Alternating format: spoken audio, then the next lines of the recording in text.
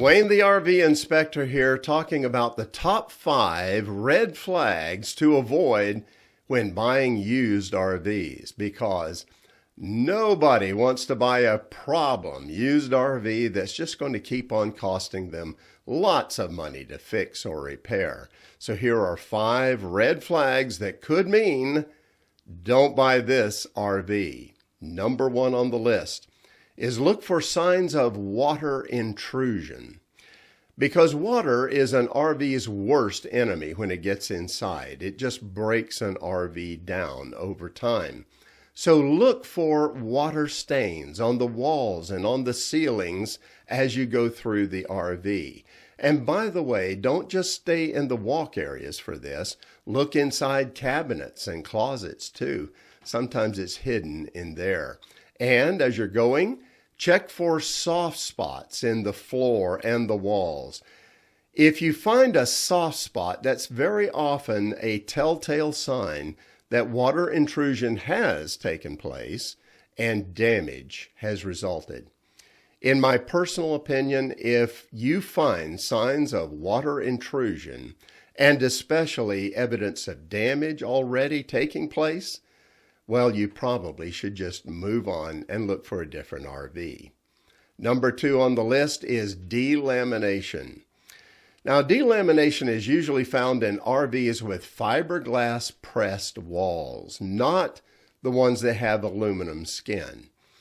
And delamination is just that the outer wall has pulled away from the interior. You can find it by looking on the outside for bubbles or wrinkles in the outer skin.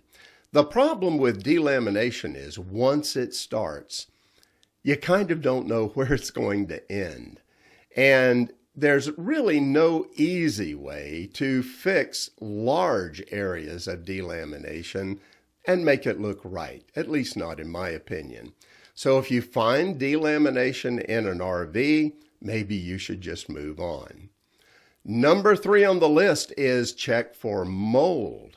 When you open that door, what do you smell? If it's a musty smell, that could be fine. But if it's mold, you need to do your very best to find the source of that mold and see if it's easily fixable. I say this because mold, which by the way can easily set up in an RV, it can be a real health hazard. So in my opinion, if you find mold in an RV and you can't identify where it's coming from, so you don't know how you can fix it, you probably should just move forward. Number 4 on the list, look for seriously outdated tires.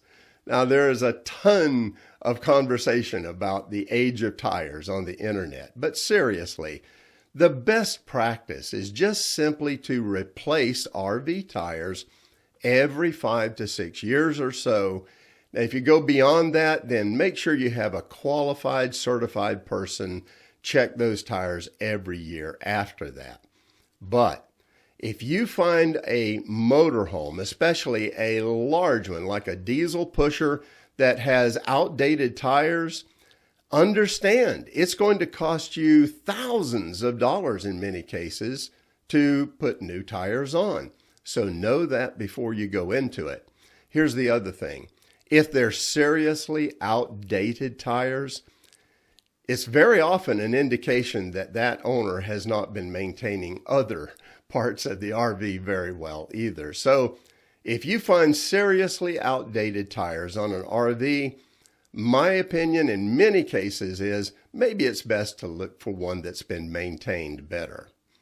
Number 5 on our list is look for poor slide operation. Now, slide rooms should extend fully, they should retract fully, and while you are hearing them go in and out, you shouldn't be hearing loud grinding or popping noises. Now, keep in mind that slides do make some noise and light groans are fine, really.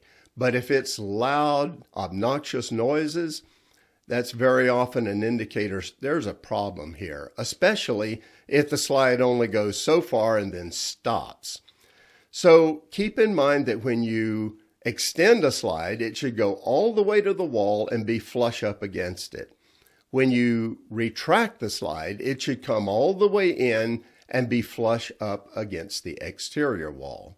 If there are slide issues and problems, understand they can be extremely expensive to repair. So if you find that, maybe it's just best to move along and find a different RV. Well, those are 5 red flags to look for, but there's a lot more red flags when you're buying a used RV, and I have created a guidebook that will help you pre-inspect an RV yourself and show you the main things that you need to be paying attention to, the things that could be expensive to repair or fix, things that when you come to them, you should at least think carefully about buying the RV and maybe just decide to skip it altogether. And remember that when you get my guidebook, you get my personal help too in the buying process. And that's it for now. Have safe and happy travels, my friends. Until next time.